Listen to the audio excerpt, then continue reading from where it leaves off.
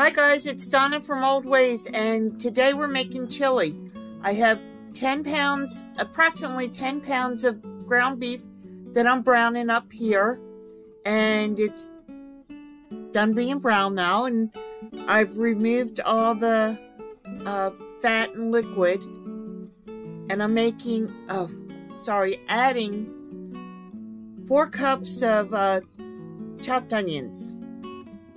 And I'm also going to add in just a minute 4 teaspoons of garlic, chopped garlic. We're going to let that infuse for a little bit, cook down, and, you know, get the flavors to melt together.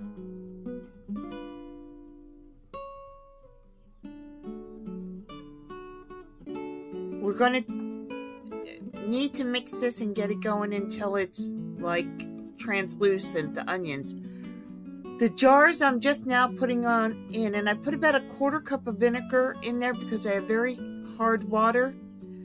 But and then I'm going to fill the jars up to sterilize them. I should have started the jars before I started browning the meat, so that the jars and the water would have been more done more around the same time. As it was, it took a little bit longer for the jars.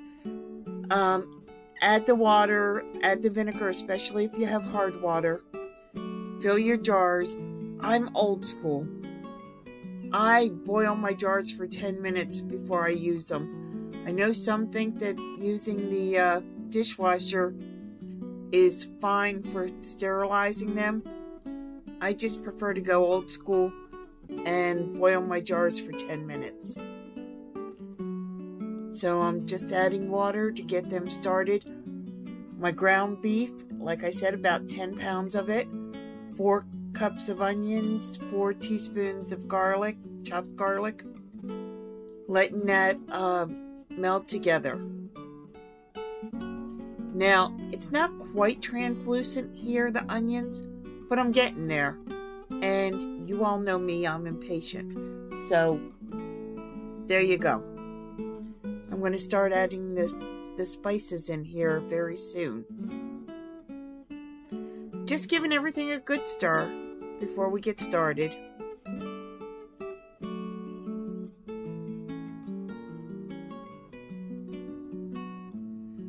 The first thing I'm adding is chili powder.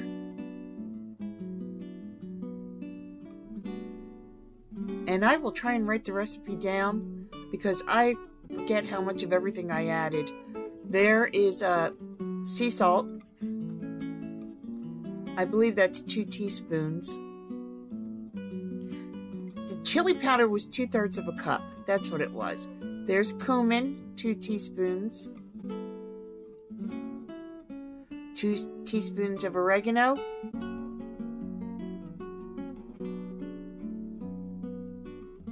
2 teaspoons of parsley.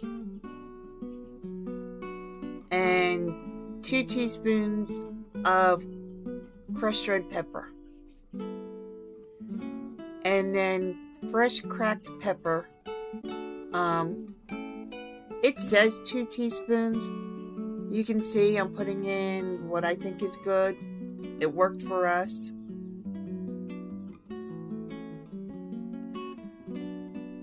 Now I'm going to stir this together. Normally, what you would do now is 6½ cups of diced tomatoes. And you know that I would rather do the diced tomatoes from my garden because it's more budget friendly, and I believe in growing your own produce. But I have so many projects going on and so very few tomatoes right now because it's early in the season. So I'm using a number 10 size can of diced tomatoes. Those are the really big restaurant size ones. I think that can cost me like $4.99. And I'm just adding that down. When this is all good and stirred, we're going to let this simmer for 20 minutes. Now, again, it simmered a little bit longer because my jars weren't quite ready yet. So just giving it a good mix.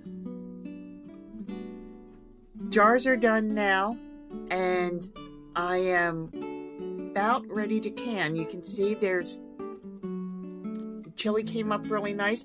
Oh, in the pot in the back, I also washed my lids, and then I let them simmer for 10 minutes in warm water so that they're sterilized too.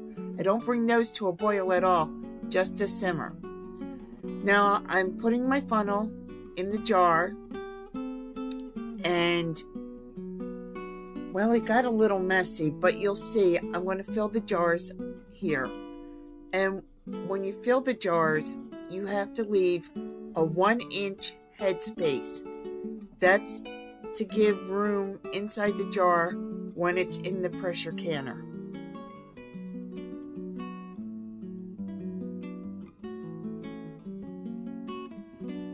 Normally I take a little saucer and I'll hold the ladle over the saucer, but I didn't for some reason yesterday, so just fill the jars. Oh, and you'll also notice that this recipe doesn't have beans in it. Now, there's one of two ways that you can handle that. You can either buy beans already in a can and open them when you open your jar and reheat it. You can your own beans, or you can make beans the day you're going to make your chili. All up to you.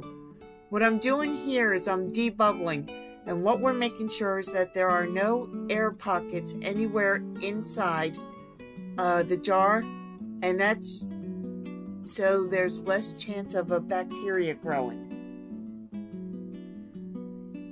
Now you always want to wipe down the jar, the rim of the jar, to make sure that you get a proper seal.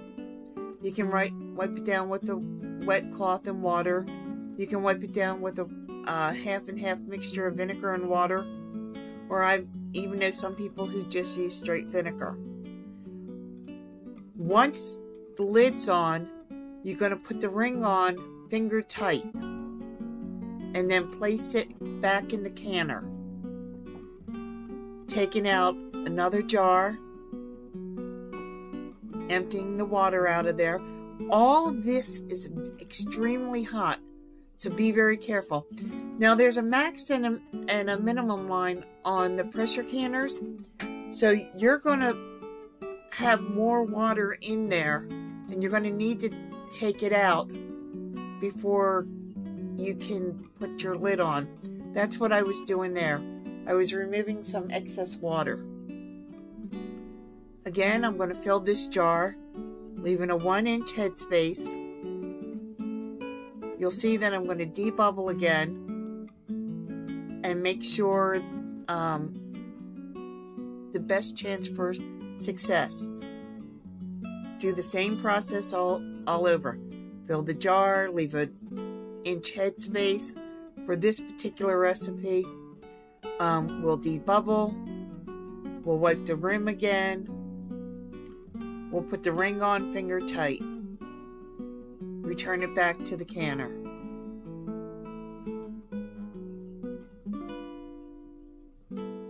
I have to tell you, doing ready-to-go meals like this is wonderful, especially for, I don't know, late-night doctor appointments, unexpected company.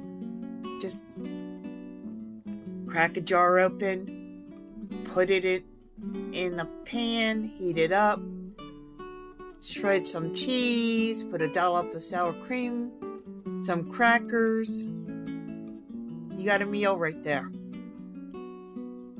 I always try and serve a salad with it, but that's up to you. And then again, you can also add beans to this. There I go, emptying a jar again. Now this is the last jar.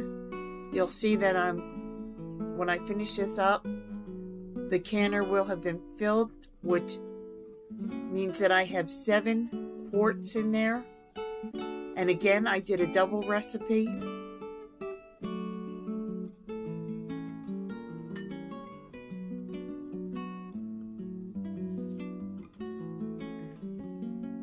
Now, the canner is completely full. We adjusted the water. We're at the max line for the canner. And in a moment, you'll see I'm going to put the lid on the canner.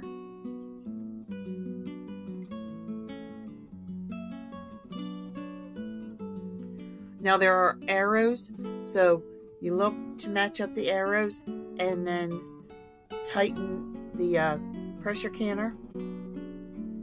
Now, you've got to let that have a steam come up for 10 minutes before you put the weight on. That's a 10-pound weight.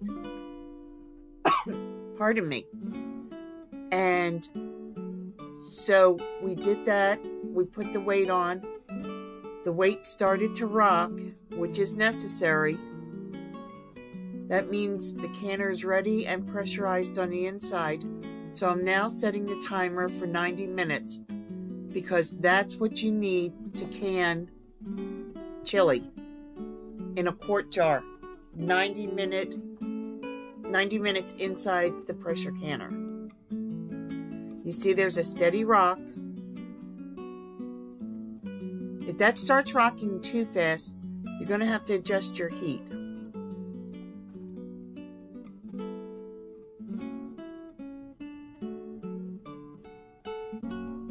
What I'm explaining there is that the steam valve, pressure valve right there, is popped up. You can't take the weight. Well, we're over now. The 90 minutes are up. And what I was explaining is that you can't take the weight off until that drops. And you can't open the lid until that drops. So don't even try.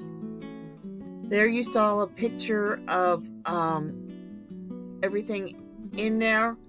I've taken the lid off. The pressure, everything had dropped, but everything in that jar, those jars are still boiling. That's extremely hot. So you're not going to want to touch it. You're not going to want to do anything with it except to take it out and let it sit there for a minimum of 12 hours. You're going to hear it ping